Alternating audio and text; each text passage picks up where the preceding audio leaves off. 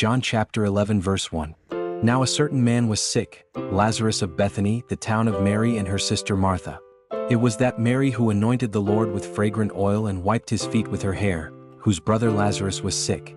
Therefore the sisters sent to him, saying, Lord, behold, he whom you love is sick. When Jesus heard that, he said, This sickness is not unto death, but for the glory of God, that the Son of God may be glorified through it. Now Jesus loved Martha and her sister and Lazarus. So, when he heard that he was sick, he stayed 2 more days in the place where he was. Then after this he said to the disciples, Let us go to Judea again. The disciples said to him, Rabbi, lately the Jews sought to stone you, and are you going there again? Jesus answered, Are there not 12 hours in the day? If anyone walks in the day, he does not stumble, because he sees the light of this world. But if one walks in the night, he stumbles, because the light is not in him. These things he said, and after that he said to them, Our friend Lazarus sleeps, but I go that I may wake him up. Then his disciples said, Lord, if he sleeps he will get well. However, Jesus spoke of his death, but they thought that he was speaking about taking rest and sleep. Then Jesus said to them plainly, Lazarus is dead. And I am glad for your sakes that I was not there, that you may believe. Nevertheless, let us go to him. Then Thomas, who is called the twin, said to his fellow disciples, Let us also go, that we may die with him. So when Jesus came, he found that he had already been in the tomb 4 days. Now Bethany was near Jerusalem, about 2 miles away. And many of the Jews had joined the women around Martha and Mary, to comfort them concerning their brother. Then Martha, as soon as she heard that Jesus was coming, went and met him, but Mary was sitting in the house. Now Martha said to Jesus, Lord, if you had been here, my brother would not have died. But even now I know that whatever you ask of God, God will give you. Jesus said to her, Your brother will rise again. Martha said to him, I know that he will rise again in the resurrection at the last day. Jesus said to her, I am the resurrection and the life. He who believes in me, though he may die, he shall live. And whoever lives and believes in me shall never die. Do you believe this? She said to him, Yes, Lord, I believe that you are the Christ, the Son of God, who is to come into the world. And when she had said these things, she went her way and secretly called Mary her sister, saying, The teacher has come and is calling for you. As soon as she heard that, she arose quickly and came to him. Now Jesus had not yet come into the town, but was in the place where Martha met him.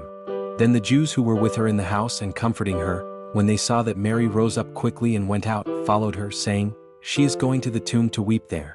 Then, when Mary came where Jesus was and saw him, she fell down at his feet, saying to him, Lord, if you had been here, my brother would not have died. Therefore, when Jesus saw her weeping, and the Jews who came with her weeping, he groaned in the spirit and was troubled. And he said, Where have you laid him? They said to him, Lord, come and see. Jesus wept. Then the Jews said, See how he loved him. And some of them said, Could not this man, who opened the eyes of the blind, also have kept this man from dying? Then Jesus, again groaning in himself, came to the tomb. It was a cave, and a stone lay against it. Jesus said, Take away the stone. Martha, the sister of him who was dead, said to him, Lord, by this time there is a stench, for he has been dead 4 days. Jesus said to her, Did I not say to you that if you would believe you would see the glory of God? Then they took away the stone from the place where the dead man was lying. And Jesus lifted up his eyes and said, Father, I thank you that you have heard me. And I know that you always hear me, but because of the people who are standing by I said this, that they may believe that you sent me. Now when he had said these things, he cried with a loud voice, Lazarus, come forth. And he who had died came out bound hand and foot with grave clothes, and his face was wrapped with a cloth. Jesus said to them, Loose him and let him go. Then many of the Jews who had come to Mary and had seen the things Jesus did believed in him. But some of them went away to the Pharisees and told them the things Jesus did. Then the chief priests and the Pharisees gathered a council and said, What shall we do? For this man works many signs. If we let him alone like this, everyone will believe in him, and the Romans will come and take away both our place and nation.